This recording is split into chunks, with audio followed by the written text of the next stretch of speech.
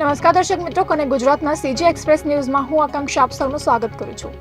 નજર કરીએ દેશ, દુનિયા અને રાજ્યોની તમામ ખબરો ઉપર। રાજ્યમાં માર્ચ મહિનાના પ્રારંભે જ હીટવેવનો પ્રારંભ થઈ ચૂક્યો છે। હવામાન વિભાગે 10 થી 13 માર્ચ સુધી રાજ્યના અલગ અલગ જિલ્લાઓમાં યલો એલર્ટ જાહેર કરી હીટવેવની આગાહી કરી છે। આજની જ વાત કરીએ તો 13 જિલ્લાઓમાં યલો એલર્ટ અપાયું છે। ચેમ્પિયન્સ ટ્રોફીની ફાઇનલ મેચમાં ન્યૂઝીલેન્ડ સામે ટીમ ઇન્ડિયાની જીત થતાં દેશભરમાં જશ્નનો માહોલ છે। ગુજરાતમાં પણ અમદાવાદ, સુરત, વડોદરા અને રાજકોટ સહિતના શહેરોમાં હોળી પૂર્વે દિવાળી જેવો માહોલ જોવા મળ્યો હતો। જીતને વધાવવા માટે લોકો રસ્તા પર ઉતરી આવી હર્ષોલ્લાસ સાથે વિજયને વધાવ્યો હતો।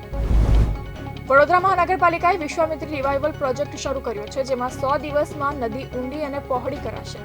62.22 કરોડના પ્રોજેક્ટનું રવિવારે મંગલ પાંડે બ્રિજ પાસે ખાતમુહૂર્ત કરવામાં આવ્યું હતું। મધ્યપ્રદેશના મહુમાં ચેમ્પિયન્સ ટ્રોફીમાં ટીમ ઇન્ડિયાની જીત બાદ કાઢવામાં આવેલા સરઘસ દરમિયાન વિવાદ થયો હતો। બંને જૂથો સામસામે આવી ગયા હતા તથા દુકાનો અને વાહનોને આગ ચીપી દીધી હતી। પેટ્રોલ બોમ્બ પણ ફેંકવામાં આવ્યા હતા। પરિસ્થિતિને કાબૂમાં લેવા માટે પોલીસે લાઠીચાર્જ કર્યો હતો અને ટીયર ગેસના સેલ પણ છોડ્યા હતા। લગભગ 2.5 કલાક પછી પરિસ્થિતિ કાબૂમાં આવી શકી હતી। 10 થી 12 માર્ચ દરમિયાન પશ્ચિમી હિમાલયના વિસ્તારમાં રાજ્યોમાં ભારે વરસાદ અને હિમવર્ષાની આશંકા છે।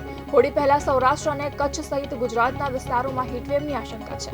ગોવા અને કોંકણમાં પણ ગરમીનો પ્રકોપ જોવા મળશે। તેલંગાણામાં ટનલમાંથી રવિવારે એટલે કે 16મા દિવસે એક મૃતદેહ મળી આવ્યો હતો। મૃતદેહની ઓળખ પંજાબના ગુરપ્રીત સિંહ તરીકે થઈ હતી। ગુરપ્રીતના મૃત્યુ પર તેલંગાણાના સીએમએ પીડિત પરિવારને 25 લાખ રૂપિયાની આર્થિક સહાયની જાહેરાત કરી છે। અમેરિકામાં હિન્દુઓને ફરી એક વખત નિશાન બનાવાયા છે। કેલિફોર્નિયામાં શિનો હિલ્સ ખાતે એક હિન્દુ મંદિરમાં તોડફોડ કરીને દિવાલો પર ભારત, નરેન્દ્ર મોદી અને હિન્દુ વિરોધી સૂત્રો લખાતા વિવાદ સર્જાયો છે। અમેરિકાએ તેના નાગરિકોને આપેલી ટ્રાવેલ એડવાઇઝરીમાં સ્પષ્ટ જણાવ્યું છે કે તેમણે પાકિસ્તાનનો પ્રવાસ નિવારવો જ જોઈએ। તેમાં કહેવાયું છે કે પાકિસ્તાનમાં ત્રાસવાદ વ્યાપક હોવાથી ત્યાં ન જશો।